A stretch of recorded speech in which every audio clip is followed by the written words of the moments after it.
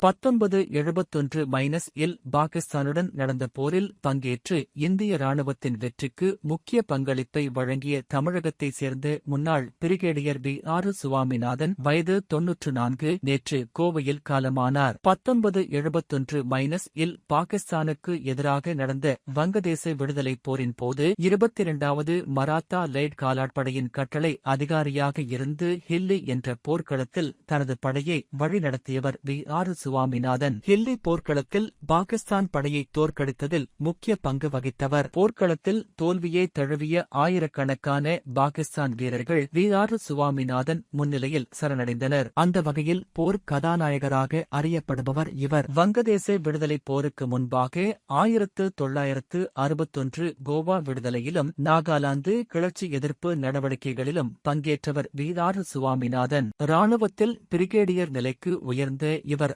1986ஆம் ஆண்டு ஓய்வு பெற்றார். வயது முதிர்வு காரணமாக மூச்சு விடுவதில் சிரமத்தை சந்தித்து வந்த V.R. சுவாமிநாதன் கோவையில் உள்ள தனியார் மருத்துவமனையில் அனுமதிக்கப்பட்டிருந்தார். இந்நிலையில் சிகிச்சை பலனின்றி மார்ச் 14 அன்று அவர் காலமானார். அவரது மனைவி வசந்தி ஏற்கனவே காலமாகிவிட்டார். இந்த தம்பதியருக்கு தரங்கிணி, தீபா, ஜோதி ஆகிய 3 மகள்கள். 3வது மகள் இறந்துவிட்டார். அருண், சுரேஷ், சேஷாத்ரி ஆகிய 3 மருமகன்களும் பேரக்குழந்தைகளும் இவருக்கு உள்ளனர். V.R. சுவாமிநாதனின் இறுதிச் சடங்குகள் செல்வபுரம் பகுதியில் உள்ள மின்மயானத்தில் இன்று நடைபெற்றது. இதில் குடும்பத்தினர், பாதுகாப்பு படையினர் மற்றும் மூத்த ராணுவ வீரர்கள் இறுதி அஞ்சலி செலுத்தினர்.